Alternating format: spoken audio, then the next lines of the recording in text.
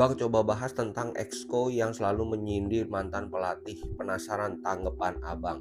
Ini penjelasannya agak panjang, jadi harus sabar dan ikutin sampai selesai. Maksudnya yang ini kan, 3 kali main, 2 kali menang, 1 kali kalah. Nah, di situ nggak disebutin nama.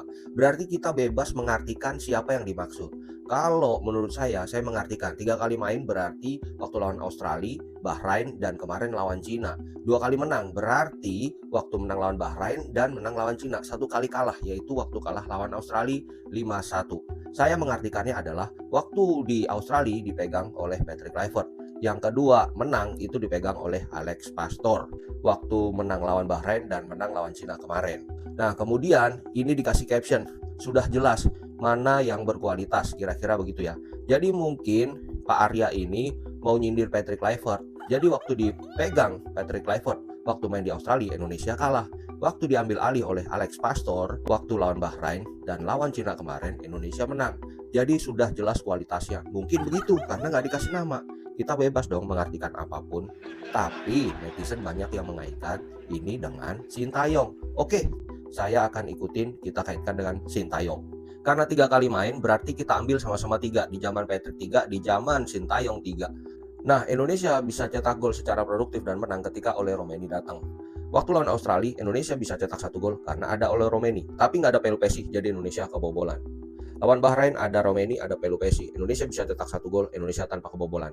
Lawan Cina ada Romeni, ada Pelupesi, Indonesia cetak 1 gol, Indonesia tidak kebobolan. Ini tanpa Romeni dan tanpa Pelupesi. Kita harus sepakat dulu, Ole Romeni adalah gol, Pelupesi adalah tidak kebobolan. Kita harus sepakat dulu soal itu. Australia, Indonesia kalah 5-1, Indonesia Australia 0-0. Sekarang logikanya kita taruh aja, kalau ada Romeni di sini, ingat Romeni adalah gol, berarti Indonesia menang 1-0. Oke. Indonesia Bahrain 1-0, ada Romeni, Pelupesi. Bahrain Indonesia 2-2, tidak ada oleh Romeni. Kalau Romeni dan Pelupesi ada di sini, berarti Romeni adalah 1 gol lagi, berarti Indonesia 3. Ada Pelupesi, berarti Indonesia tanpa kebobolan. Jadi di zaman Sintayong kalau ada Romeni dan Pelupesi, Indonesia menang 3-0.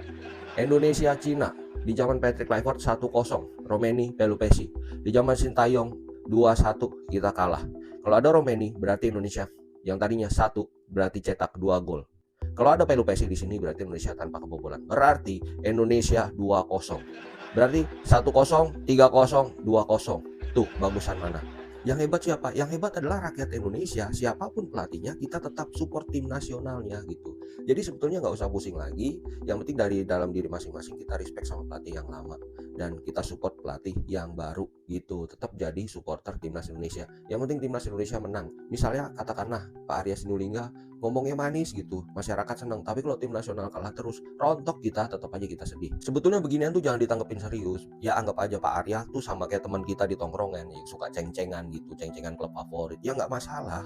Pak Arya ngecengin ya kita balas lagi tuh dengan kayak gitu. Pak Arya bercanda ya kita balas lagi dengan bercanda. Pak Arya follow saya kok. Ya mungkin Pak Arya akan nonton video ini. Jadi gitu ya. Jangan dibawa serius, tetap semangat support tim nasional Indonesia. Gue mau cerita sedikit soal kejadian di GBK kemarin waktu si Beckham selesai pemanasan, kemudian dia berdiri di pinggir lapangan di bawah papan nomor punggung pergantian. Itu seluruh penonton bersorak karena disitulah harapan. Gak ada lagi fans Persija, gak ada lagi fans Persib, karena semua penonton tahu Beckham adalah Indonesia. Ketika Beckham menginjakkan kaki kanan di lapangan, penonton semua tenang karena di situ ada harapan, ada perubahan di permainan. Jadi seolah-olah kita masuk di ruang tamu orang kaya yang ada AC-nya. Jadi begitu Beckham masuk, terus langsung adem, langsung nyes, tenang dan nyaman.